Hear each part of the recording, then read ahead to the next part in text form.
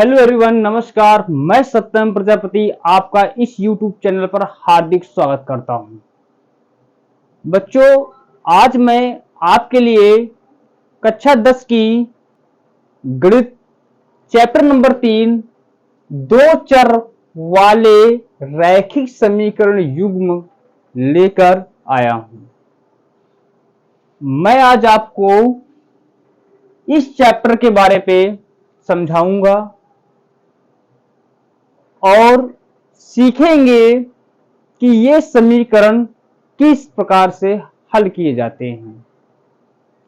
बच्चों, जो भी इस वीडियो को पहली बार देख रहे हैं, वीडियो को आखिरी तक देखें और चैनल को सब्सक्राइब कर बेल आइकन दबा दें, जिससे आगे आने वाली वीडियो की नोटिफिकेशन आप तक पहुंचती रहे और इस चीज का आप भरपूर लाभ ले सकें। तो हम देर नहीं करते, तुरंत स्टार्ट करते हैं इस चैप्टर पर। तो लास्ट वीडियो में हमने बहुपद के बारे में पढ़ा था। बहुपद और बहुपद के गुणनखंड, शून्यक और गुणांकों के बीच में संबंध के बारे में हमने पढ़ा था। हम उसके आगे स्टार्ट करते हैं इस चैप्टर पर।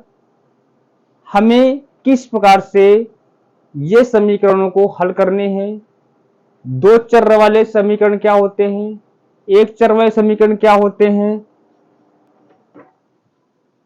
और इनको हम कैसे हल करते हैं। तो दोस्तों, सबसे पहले हम समझते हैं बहुपद और समीकरण में अंतर। बहुपद और समीकरण में अंतर। बहुपद पढ़ा था। बहुपद क्या है? जैसे x square plus 5x plus 2 बराबर नहीं, कुछ नहीं, 6x plus 5 2y plus 3yx plus 4। समीकरण क्या बनेगा? X square plus 5x plus 2 बराबर 0, 6x प्लस 5 बराबर 0, 2x प्लस 3y बराबर 5। देखें, अगर हमारे पास कोई भी नंबर, कोई बीजीय राशि या बीजीय पद लिखा हो, उसके बागे कोई भी, मतलब क्या है कि उसमें बराबर पे कोई भी निशान न हो, मतलब एक ही पक्ष हो, वे सारे के सारे बहुपद कहलाते हैं। अगर हमारे पास उन्हीं बहुपद के आगे बराबर लगा के 0 कर दे, 5 कर दे, 4 कर दे, कुछ भी नंबर कर दे, मतलब दोनों पक्ष हो, दाएं पक्ष हो बाएं पक्ष हो, तब वो बन जाता है समीकरण। तो अब हमें समझ में आ गया कि बहुपद और समीकरण में क्या अंतर होता है। बहुपद में क्या होता है? केवल एक पक्ष होता है, बराबर कुछ नहीं होता। समीकरण में क्या होता है? बराबर में 0 होता है, 5 होता है, मतलब दो पक्ष होते हैं, बाएं पक्ष और दाएं पक्ष। ये होते हैं बहुपद और समीकरण में अंतर। अब आगे आते हैं चैप्टर पे। तो चैप्टर हमारा है दो चर वाले रैखिक समीकरण का युग्म।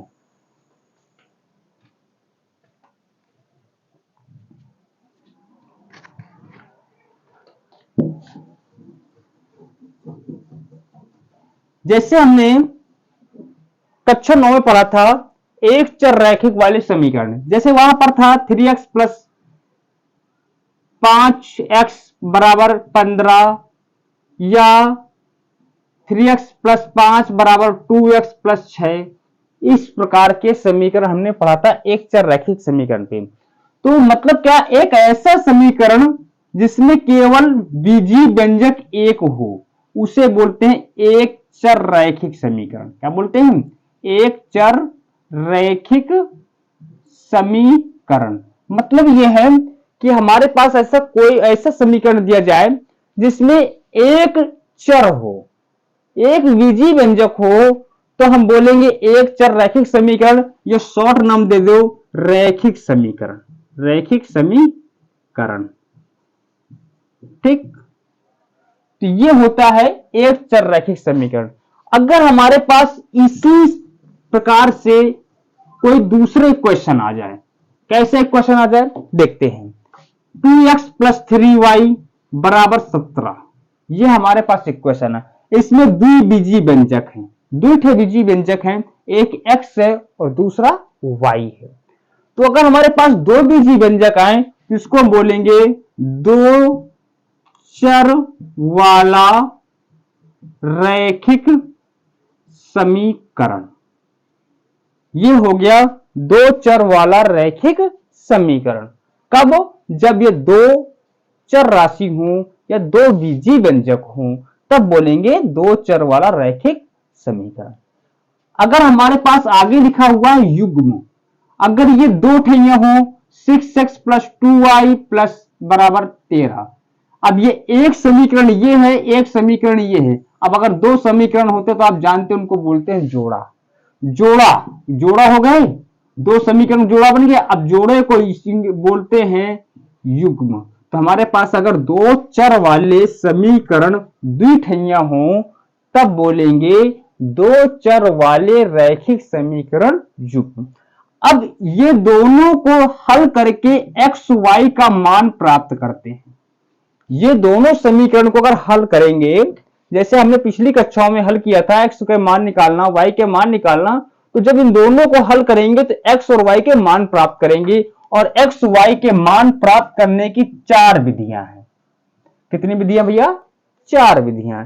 पहला है ग्राफी विधि, जो हमें 3.1 3.2 में पढ़ने को मिलेगा। पहला पॉइंट है ग्राफी विधि और दूसरा पॉइंट है विस्थापन विधि या प्रतिस्थापन विधि। तीसरा पॉइंट है विलोपन विधि और चौथा पॉइंट है वज्र गुणन विधि। वज्र गुणन विधि, ठीक है। तो हमारे पास इन्हीं दोनों समीकरण मतलब दो चर रैखिक समीकरण युग्म को हल करने की चार विधियां हैं। तो अलग अलग चैप्टर में हमें सब पढ़ने को मिलेगा, एक ही चैप्टर में नहीं है। 3.1 3.2 में हमें ग्राफी विधि पढ़ना है, लेकिन जो नया सिलेबस है, नए सिलेबस अकॉर्डिंग 3.1 अब नहीं रही, अब 3.2 3.1 बन गई है। अर्थात अब एक ही प्रश्नावली में हमें ग्राफी विधि पढ़ना है, ठीक है। जो ये ग्राफी विधि है तो ग्राफ में बनाएंगे और ये ग्राफ आपको मिलेगा विद्यालयों में, और आपका जहां सेंटर जाएगा वहां पर भी आपको ग्राफ अवेलेबल रहेगा। तो अब देर नहीं करते, अब समझते हैं इस प्रकार के सवाल को कैसे हल करेंगे। तो स्टार्ट करते हैं सवाल के ऊपर। पहले आते हैं एग्जाम्पल पर, कैसे हल करते हैं ग्राफ को।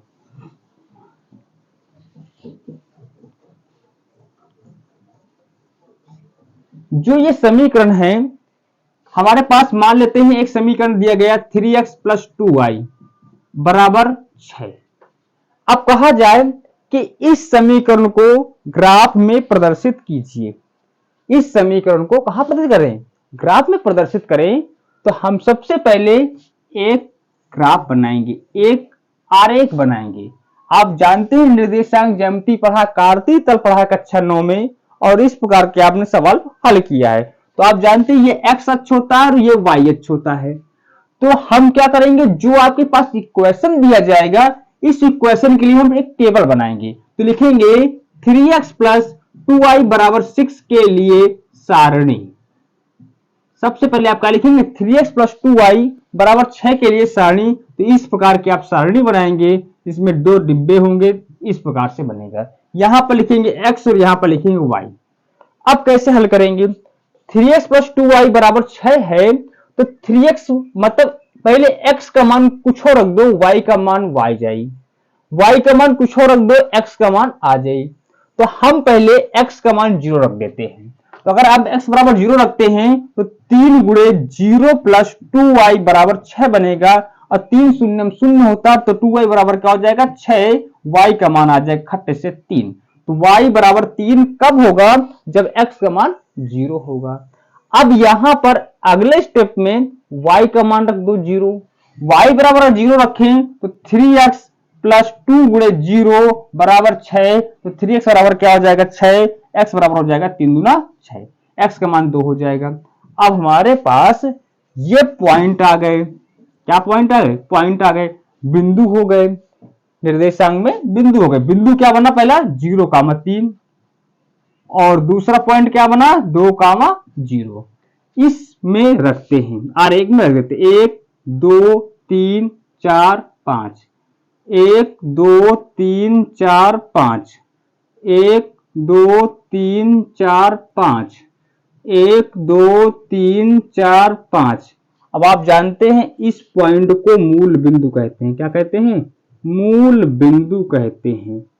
जहां पर x y दोनों काटे उसे हम कहते हैं मूल बिंदु।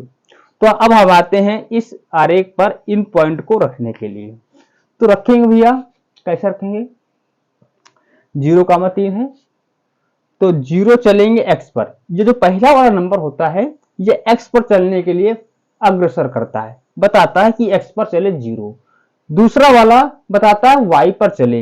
यहां पर पहला वाला बताएगा x पर चले, दूसरा वाला बताएगा y पर चले। तो 0 चलना है। अब जो भी चलेंगे वो मूल बिंदु से चलेंगे, अर्थात यहां से चलना प्रारंभ करते हैं। अगर x की तरफ चलना तो इधर जाएंगे, y की तरफ जाना इधर जाना। अगर x माइनस जाएगा तो इधर जाएगा, y माइनस जाएगा, माइनस y होगा तो इधर नीचे आएगा। मतलब ये y पूरी है, ये पूरा x है। इधर x प्लस होता है, इधर x माइनस होता है। इधर x माइनस, इधर x प्लस, इधर y प्लस, इधर y माइनस। ये आप ध्यान रखना है, ठीक है ना। तो आ जा भैया 0,3, तो 0 चलेंगे x पर, तो 0 का मतलब यहीं पर। 3 चलेंगे y पर, तो 3 प्लस में तो ऊपर जाएंगे, तो 1 2 3। तो हमारे पास यहां पर होगा 0,3। इसका नाम दे देते हैं a। अगला पॉइंट है 2,0। 2 चलना है x पर, तो 2 चलो, ये है प्लस में है, इधर जाएंगे तो 1 2। 0 चलेंगे y पर, तो कहीं नहीं जाएंगे, तो यहीं पर रहेंगे, तो 2,0। अब इसको नाम दे दो b, इसको a से b मिला दो। ये हमारा हो गया 3x प्लस 2y बराबर 6 के लिए आरेख। इस प्रकार का हमारा एक समीकरण खिंच गया। अगर हमारे पास दोहरी समीकरण होती, 2 समीकरण होता, तो हम एक और टेबल बनाते, एक टेबल और बनाते, उसका खींच देते, और जहां पर दोनों काटते हैं वहीं पर x और y के मान आते हैं। तो चलो इसके आगे हम उसी चीज को समझते हैं कि x y के मान हम कैसे निकालेंगे।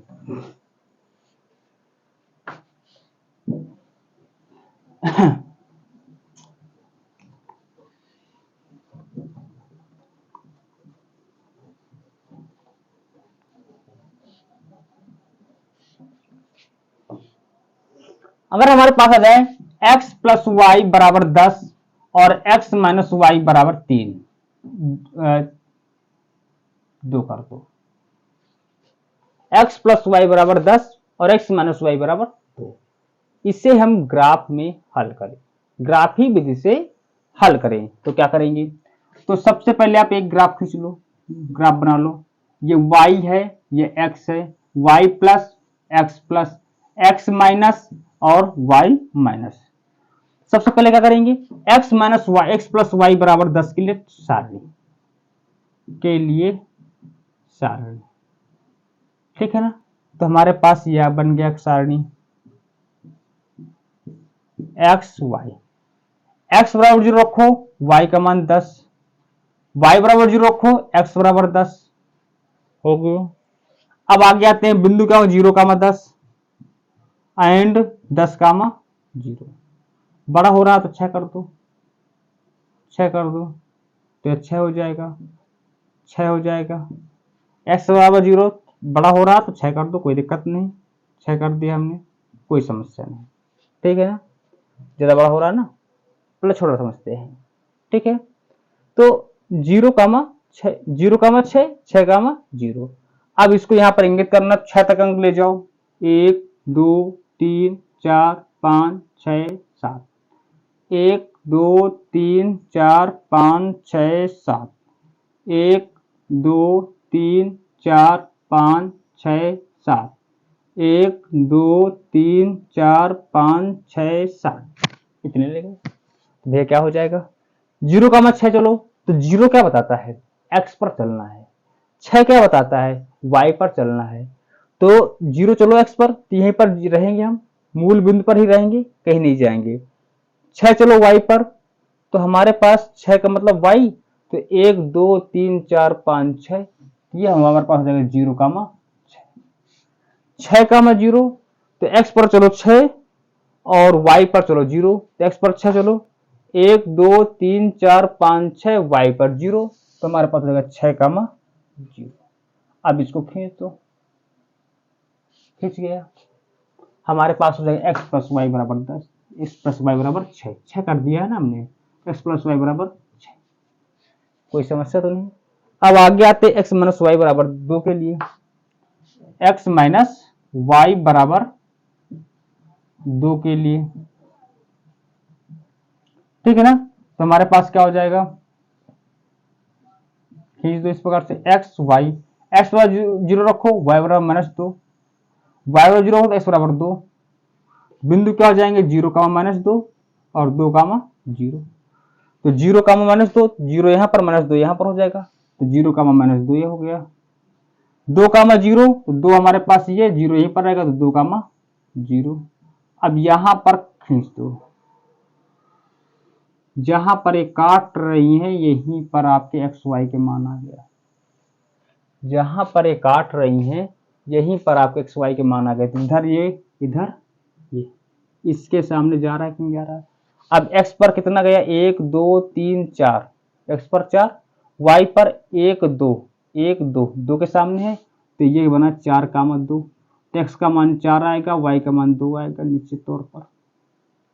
x का मान क्या आएगा 4 और y का मान क्या हो जाएगा 2। देख लेते हैं, 4 + 2 = 6, 4 - 2 = 2। इस प्रकार से हम x y के मान निकाल पाते हैं, ठीक है।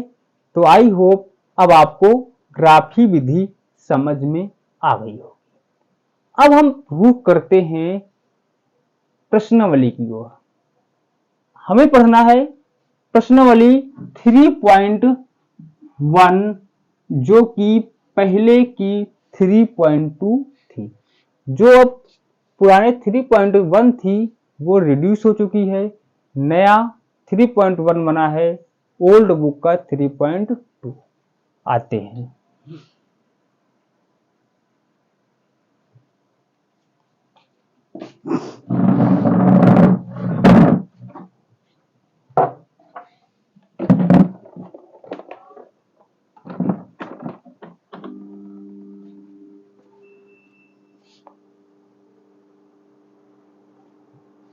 ठीक है।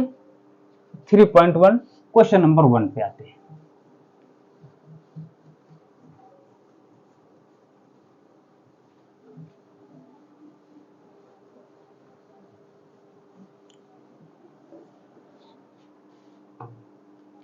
लिखा है, क्वेश्चन नंबर 1 लिखा हुआ है, जिन समस्याओं में रैखिक समीकरणों के युग्म बनाइए और उनके ग्राफी विधि से हल कीजिए, उन्हें ग्राफी विधि से हल कीजिए। तो पहला पॉइंट हमारे पास लिखा हुआ है,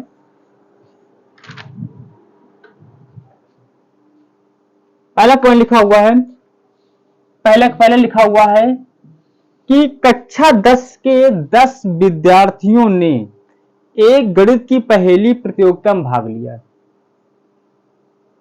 गणित की कक्षा के 10 बच्चे हैं, गणित की प्रतियोगिता में भाग लेते हैं, एक प्रतियोगिता में भाग लेते हैं, जिनमें से मान लेते हैं कि वहां पर लड़कियों की संख्या x है और लड़कों की संख्या y है। प्रतियोगिता में बच्चे भाग ले रहे हैं, तो जाहिर सी बात है लड़कियां और लड़के दोनों होंगे, ठीक है।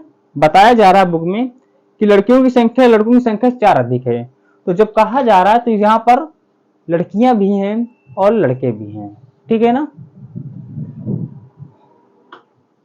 यहाँ पर लड़कियां भी हैं और लड़के भी हैं, और कहा जा रहा है कि लड़कियों की संख्या लड़कों से 4 अधिक है। तो मान लेते हैं कि लड़कियों की संख्या x है, मान लेते हैं, माना लड़कियों की संख्या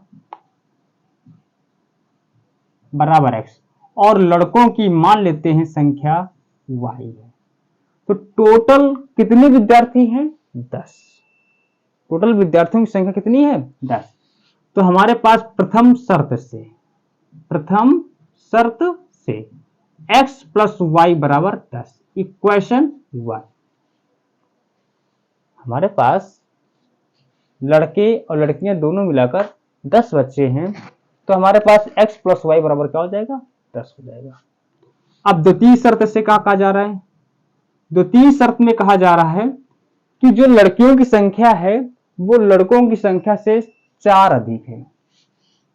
जो लड़कियों की संख्या है वो लड़कों की संख्या से 4 अधिक है। तो x बराबर क्या है, y प्लस 4।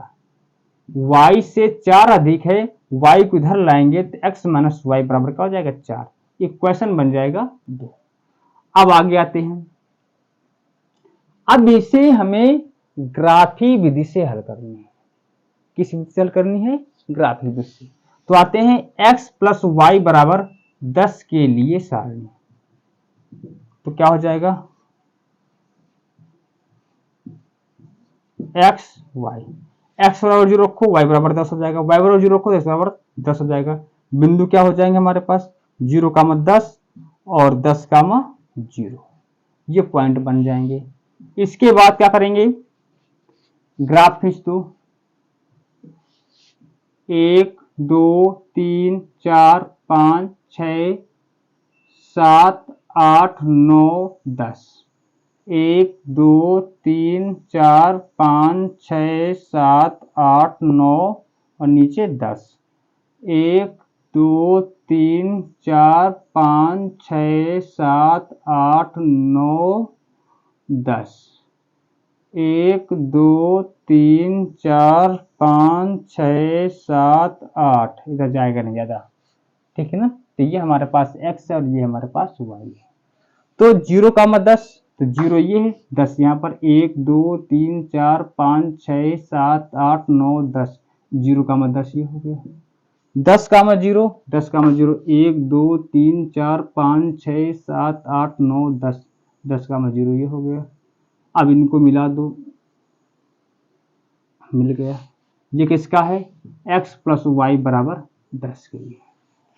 इसके बाद क्या करना है, इधर खींच देते हैं, x माइनस वाई बराबर 4 के लिए सारणी। क्या हो जाएगा, x y, x बराबर 0, y बराबर माइनस 4, y बराबर 0, x बराबर 4। बिंदु क्या है, 0,-4 और 4,0। तो 0 हमारे पास ये -4, 1 2 3 4 -4, 0,-4 और 4,0। तो 1 2 3 4 4,0 ये हो गए। इनको मिला देते हैं, इनको मिला देते हैं।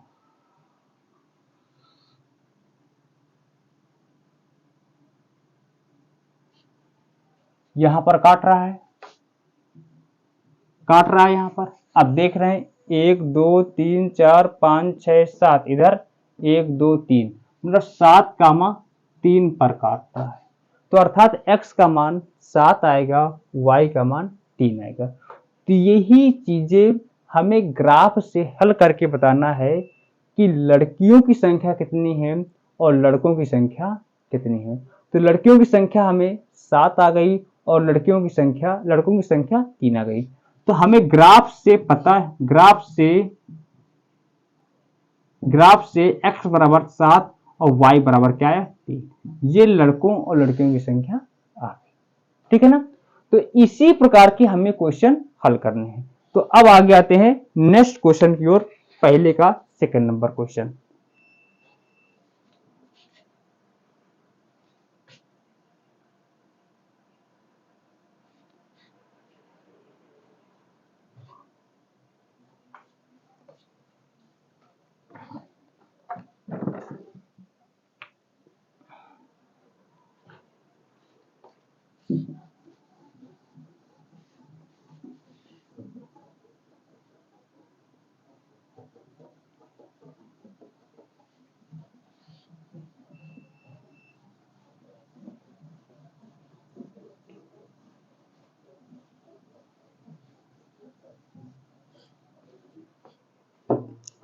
पहले सेकंड नंबर लिखा है 5 पेंसिल तथा 7 कलमों कुल मूल्य 50 रुपए है। तो 5 पेंसिल है, 5 पेंसिल है और 7 कलम है। 5 पेंसिल 7 कलमों का मूल्य 50 रुपया है, जबकि 7 पेंसिल और 5 कलमों का मूल्य 46 रुपया है। तो कलम और पेंसिल के मूल्य अलग अलग बताने। तो मान के चलते हैं, माना एक पेंसिल का मूल्य बराबर x रुपया और एक कलम का मूल्य बराबर y रुपया। तो प्रथम शर्त से कैसे लगाएंगे? प्रथम शर्त से भैया एक पेंसिल का मूल्य हमने x रुपया माना है, तो बताओ 5 पेंसिल का मूल्य क्या हो जाएगा? 5x। एक कलम का मूल्य हमने y रुपया माना है, तो 7 कलमों का मूल्य क्या हो जाएगा? 7y। अब कहा जा रहा है कि 5 पेंसिल और 7 कलम का मूल्य 50 रुपया है, मतलब 5 पेंसिल और 7 कलमों का पूरा योगफल 50 रुपया है। तो जोड़ देंगे, बराबर क्या कर देंगे? 50 रुपया कर देंगे। आई बात सुनने। अब द्वितीय शर्त से क्या कहा जा रहा है? 7 पेंसिल, एक पेंसिल का मूल्य x रुपया, तो 7 पेंसिल का मूल्य क्या हो जाएगा? 7x रुपया हो जाएगा। और 5 कलम, एक कलम का मूल्य y रुपया, तो 5 कलम का मूल्य क्या हो जाएगा? 5y। जोड़ देंगे 46 रुपये कहा जा रहा है। बस अब आपके समीकरण बन गए, हल हो जाएगा। तो आते हैं 5x प्लस 7y बराबर 50 के लिए सरणी, ठीक है ना?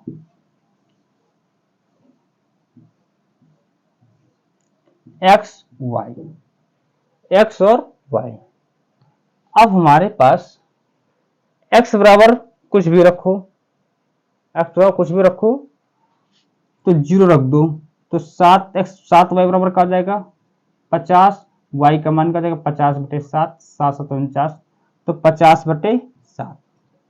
y बराबर 0 रख दो, तो 5x बराबर 50, तो 5 बराबर क्या हो जाएगा? 10 हो जाएगा। ठीक है, बिंदु क्या हो जाएगा? 0,50/7 और 10,5 0। ये हमारे पास पॉइंट हो जाए। अब अगला सवाल समीकरण क्या है? 7x प्लस 5y बराबर 46 है। तो सारणी बना दो, के लिए सारणी यहां पर बना दो भैया, सारणी x बराबर 0 रखो, तो 5y बराबर 46 क्या बनेगा?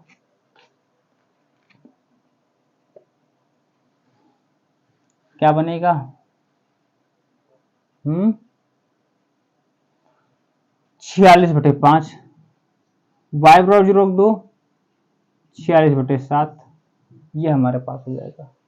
अब पॉइंट क्या बन जाएगा? 0,46/5 एंड 46/7 0। आप खींच दो, R1 10 तक जा रहा है, तो 1 2 3 4 5 6 7 8 9 10। 1 2 3 4 5 6 7 8 9 10। 1 2 3 4 5 6 7 8 9 आगे 10। 1 2 3 4 5 6, इधर जाएगा ही नहीं। तो पहले आते हैं 0, 50/7। 50/7 किसके बराबर होता है? 749, 7 पॉइंट कुछ के बराबर होता है। तो 0 यहाँ पर चलेंगे, तो 1 2 3 4 5 6 7, यहाँ पर लगभग आ जाएगा A। 0,50/7। दूसरा क्या आ रहा है? 7 10,0, तो 10। 1 2 3 4 5 6 7 8 9 10, 10,0 यहाँ पर आ जाएगा। ठीक है ना? 0,45/5 9 45, 9 से ज्यादा होता थोड़ा सा, तो 0 यहीं पर 9 के करीब कर दो। 1 2 3, तो पहले इसको खींच दो। 1 2 3 4 5 6 7 8 9, 9 से ज्यादा, तो 0,46/5, 0,46/5। अगला क्या? 46/7, 7 छंग 42, तो 6 6.5 होता है, 1 2 3 4 5 6 यहाँ पर जाएगा लगभग 46/7/0। तो ये खींच दो हम, ठीक। अब कहाँ पर काट रहा है, 1 2 3 4 5, 5 लगभग काट रहा है कि नहीं आ रहा है, 1 2 3 4, देखते हैं, 7 चौका 28, 5 25,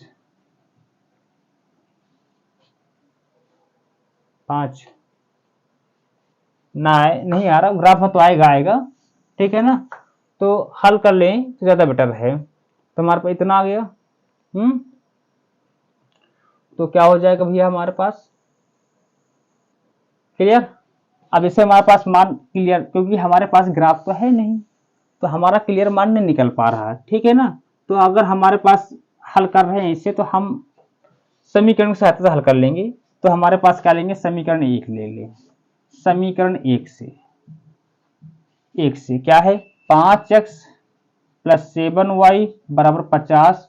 तो 7y बराबर क्या हो जाएगा, 50 माइनस 5x, और y बराबर हो जाएगा 50 माइनस 5x/7, प्लस 5x से उधर जाएगा माइनस 5x हो जाएगा, गुणे में 7 है, भाग में 7। अब ये y का मान समीकरण 2 में रख दो, y का मान समीकरण 2 में रखने पर, ये अगर हमारे पास ग्राफ होता तो क्लियर मान आता, क्या x और y के मान होंगे। अब ग्राफ नहीं है तो हमारे क्लियर मान नहीं आ रहे हैं, तो हम इसको हम हल करके आपको भी समझा दे रहे हैं कि इसके मान क्या होंगे, ठीक है ना।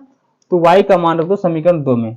तो हमारे पास क्या है, 7x प्लस 5, y का मान क्या है 50 माइनस 5x/7 बराबर 46, ठीक।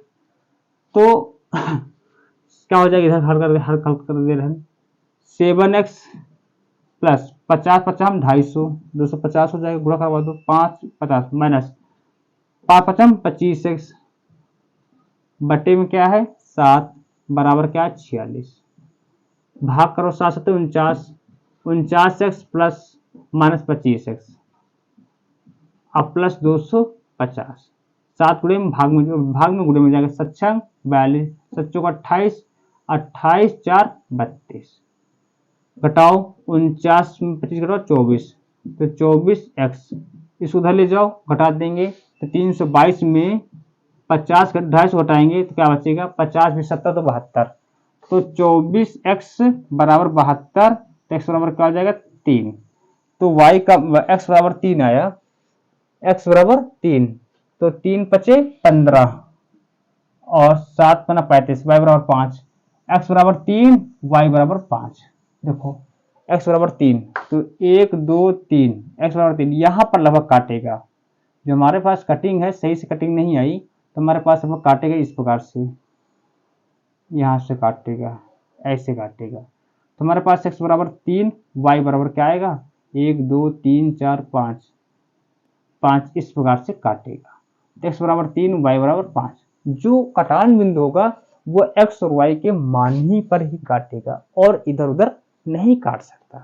तो हमारे पास ये 2 क्वेश्चन पहले नंबर में थे और दोनों क्वेश्चन हमने हल कर दिए। अब आते हैं नेक्स्ट क्वेश्चन की ओर।